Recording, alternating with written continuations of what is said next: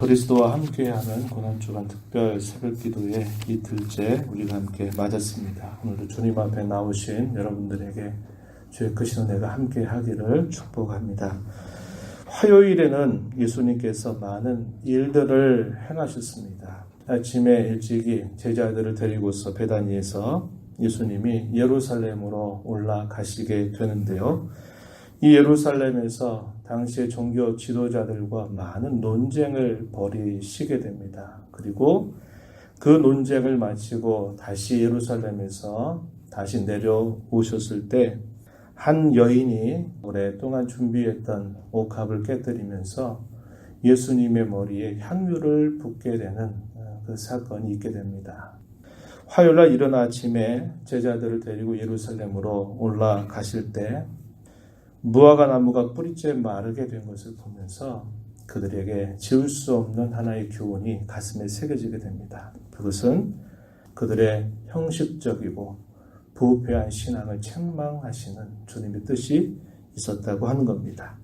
예루살렘 성전 안으로 들어가게 되니까 기다렸다는 듯이 종교 지도자들이 나서서 도대체 네가 어제 한 일, 성전 앞에서 모든 상을 둘러엎으면서 네가 한 일, 도대체 네가 무슨 고난으로, 네가 무슨 자격으로 그런 일을 행했냐라고 말하면서 이 예수님을 향해서 비난하게 되는 일이 따라오게 됩니다.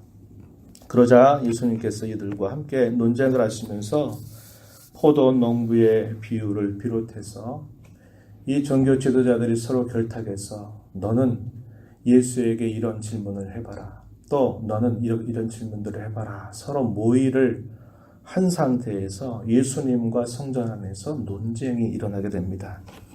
당시에 유대 여러 종파들이 있었단 말이죠. 그런데 이 종파들 가운데는 서로가 다른 면모들을 가지고 있기 때문에 평상시에서는 서로 교류를 잘 하지 않습니다. 그럼에도 불구하고 그때에는 예수를 어떻게든지 죽일 책을 잡기 위해서 그들이 서로 마음을 같이해서 하는 그런 태도를 보이고 있습니다.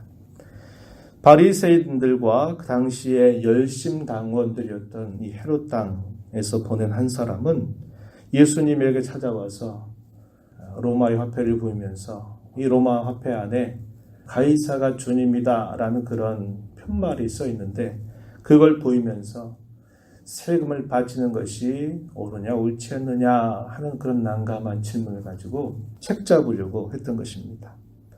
또한 사두개인들, 이 사두개인들은 대표적으로 부활을 믿지 않는 사람들이었어요. 유대 종파 가운데서 이 사람들은 부활에 관해서 물으면서 또 예수님을 책 잡으려고 했습니다. 그리고 서기관들 가운데서 또 한 사람은 예수님에 대하여서 가장 큰 계명이 무엇인가를 가지고서 예수님에게 질문을 던지게 됩니다.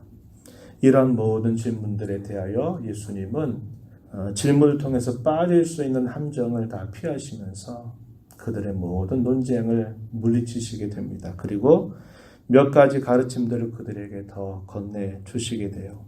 그리고서는 제자들을 데리고 이 예루살렘 성전에서 다시 나아가시게 됩니다. 그때에 46년이라는 긴 기간 동안 성전을 지어오지만 아직도 완공되지 않은 그 성전의 모습을 이 제자들이 보면서 감탄해하는 태도를 보고 예수님께서 그런 말씀을 하시죠. 마가복음 13장 1절 2절에 보면은 이 큰 건물들이 돌 하나도 돌 위에 남지 않고 다 무너지게 될 것이다. 이런 말씀을 하시게 됩니다. 그리고 조금 떨어져서 감람산에 도착했을 때 제자 중에 몇몇이 이 성전을 쳐다보면서 예수님 언제 그런 일이 있게 되나요? 라고 묻게 됩니다.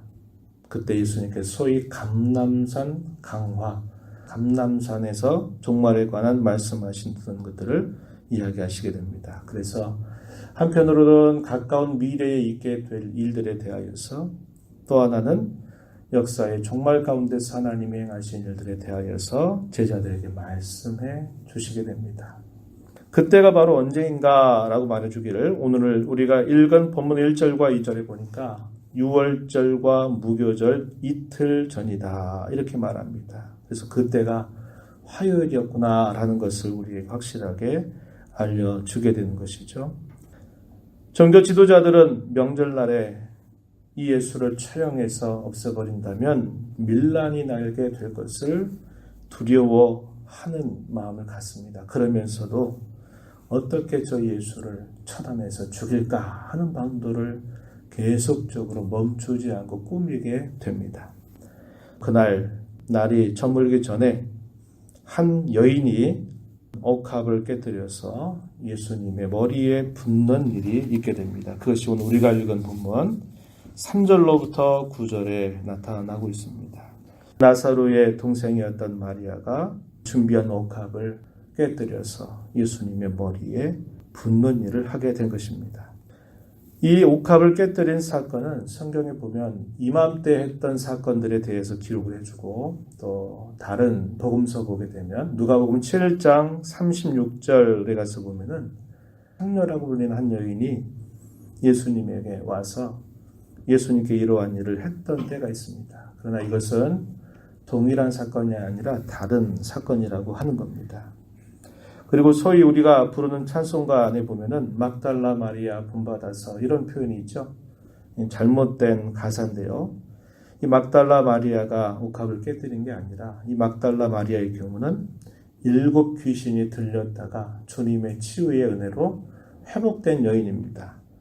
자기가 가지고 있는 재산으로 주님을 섬기고 제자들을 섬겼던 그런 인물입니다. 그래서 여기서 옥합을 깨뜨린 여인은 나사로의 남매인 마리아라는 것을 기억하면서 우리가 보면 될 것입니다. 베다니 나병 환자 시몬이라고 하는 사람이 자기의 병을 치유해 주신 그 은혜를 감사하면서 예수님과 제자들을 초청했습니다. 그 식사하고 있는 자리에 마리아가 값진 향유, 순전한 나드 한 옥합, 당시 로마의 화폐 단위로 약 300데나리온 정도가 되는 값비싼 향유를 깨뜨려서 예수님의 머리에 붓는 것입니다. 사람들이 붕괴합니다. 뭐라고 합니까? 4절에 보면 어찌하여 이 향유를 허비하는가 이렇게 말하면서 그 여인이 헛된 일을 하고 있다, 낭비하고 있다는 식의 책망을 하게 됩니다. 가장 이끌었던 대표적인 인물이 누구였을까요? 예수님의 제자 가운데서 가룟 유다입니다. 이 유다가 가장 나서서 이 일을 막 붕괴하면서 왜 저렇게 값비싼 것을 이렇게 순식간에 허비하느냐라고 비난을 한 것입니다. 그들이 내세운 명분은 뭐냐? 이 향유를 300데나리온 이상에 팔아서 가난한 사람들에게 줄 수 있다면 이게 더 값지지 않겠느냐라고 하는 명분을 내세웁니다. 300데나리온이라고 하는 것은 당시 로마 장정이 1년 동안 아무것도 먹지 않고 모았을 때 저금할 수 있는 그런 정도의 금액, 그러니까 상당히 비싼 것이죠. 그런 비싼 그런 향유를 예수님의 머리에 붓게 된 것입니다. 그런데 이 여인을 책망하는 그 사람의 속은 사실상 탐욕에 젖어 있다고 하는 겁니다. 요한복음 12장 6절에 이와 동일한 사건에 대한 기록을 남겨주는데 12장 6절에 보면 이렇게 말합니다. 이렇게 말함은 가난한 자들을 생각함이 아니요 그는 도둑이라 돈깨를 맞고 거기 넣는 것을 훔쳐감이라 이렇게 말합니다. 돈깨를 맡은 사람 가룟 유다입니다. 겉으로는 가난한 사람들의 명분을 내세우지만 속으로는 탐욕이에요. 그 돈깨로부터 돈을 빼서 훔쳐가는 일들을 계속적으로 했던 인물임을 가르쳐 줍니다. 예수님께서 그 마리아를 향해서 칭찬하십니다. 가만두어라. 너희가 어찌하여 이 사람을 괴롭게 하느냐. 이 사람이 내게 좋은 일을 하였다라고 말씀하시면서 그 여인을 칭찬하시게 됩니다. 그러면서 계속 말씀하시기를 가난한 사람들은 너희가 원한다면 언제든지 너희가 도울 수 있는 기회가 있다. 그러나 내가 항상 너희와 함께 있는 것이 아니다 말씀하시면서 그가 힘을 다해서 내 몸에 향유를 부어 나의 장례를 미리 준비한 것이다. 이렇게 예수님께서는 그 여인에 대하여 설명을 하시게 됩니다. 예수님이 죽으신다고 하는 이 사실에 대해서 이 마리아가 그것을 얼마나 받아들였을까 하는 것은 분명하게 장담할 수 없어요. 그러나 분명한 것은 뭐냐? 예수님을 향한 그 여인의 사랑이었다고 하는 겁니다. 사랑이 없이는 절대로 이러한 일을 할 수 없었다고 하는 것입니다. 예수님은 이 여인의 이러한 모습을 말씀해 주시기를 온 천하에 어디서든지 복음이 전파되는 곳에는 이 여자가 행한 일도 말하여 그를 기억하게 할 것이다. 이렇게 그 여인의 그 행동을 주님은 높이 받아주시면서 기뻐하시는 말씀을 전달해 주고 있습니다. 우리가 오늘 생각하고자 하는 초점 바로 이겁니다. 주님을 사랑하는가 하는 그 모습을 우리가 돌아보기를 원하는 것입니다. 누가복음에서 이쪽에 창녀였던 한 여인이 향유옥합을 깨뜨려서 예수님의 팔에 부은 사건이 있었다 그랬습니다. 역시 그때 그 주위에 있는 사람들은 그 여인을 비난하고 책망했습니다.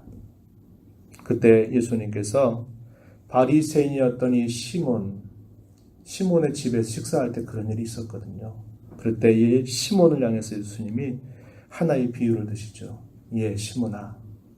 만약에 어떤 사람이 500데나리온을 빚진 사람이 있고 50데나리온을 빚진 사람이 있다. 그런데 그 사람이 갚을 능력이 없어가지고 그거 갚지 않아도 된다. 이렇게 말했다. 그러면 누가 더 기뻐하겠냐? 이렇게 물으시는 겁니다. 그러니까 시몬이 대답하죠. 당연히 500데나리온을 갚지 않아도 된 사람이 더 그러지 않겠습니까? 그래, 네가 옳게 잘 말했다. 그러면서 그 여인에 대해서 이렇게 말씀하신 바가 있어요. 누가복음 7장 14절에 보면은 이것은 그가 사랑하는 것이 많은 행동이다. 이렇게 말씀하셨어요. 사함을 받은 일이 적은 자는 적게 사랑한다. 이런 말씀을 하십니다. 그럼 뭘 말씀하는 거예요? 그가 한 모든 행동은 다른 의도나 목적이 있는 게 아니라 순수하게 그가 나를 사랑하기 때문에 자기의 죄악에 대하여서 그 죄가 하나님 앞에 컸고 그 큰 죄악에 대해서 어떻게 그 죄값을 당할 길이 없었는데 용서받았다고 한 그 기쁨과 감격이 있기에 그가 이렇게 나에게 이렇게 한 것이다. 너는 내가 들어올 때 발도 씻으라고 물도 내어주지 아니하지 않느냐. 그러나 이 여인은 이걸 통해서 나를 향한 그의 사랑을 이렇게 표현한 것이다. 이렇게 말씀하신 겁니다. 죄사함을 받은 증거는 다른 거 아닙니다. 주님을 순전히 사랑하는 것입니다. 주님을 사랑했기 때문에 그 여인이 죄를 용서받은 게 아니라 자기가 용서받을 수 없는 죄인임에도 불구하고 용서받았다고 하는 그 사실이, 그 감격이 주님을 향한 사랑으로 표현되고 있다. 그것을 말씀하신 겁니다. 마찬가지입니다. 그 여인은 실제로 많은 죄를 지었기 때문에 그랬지. 나는 그녀에 비하면 난 별로 죄 지은 게 별로 없어.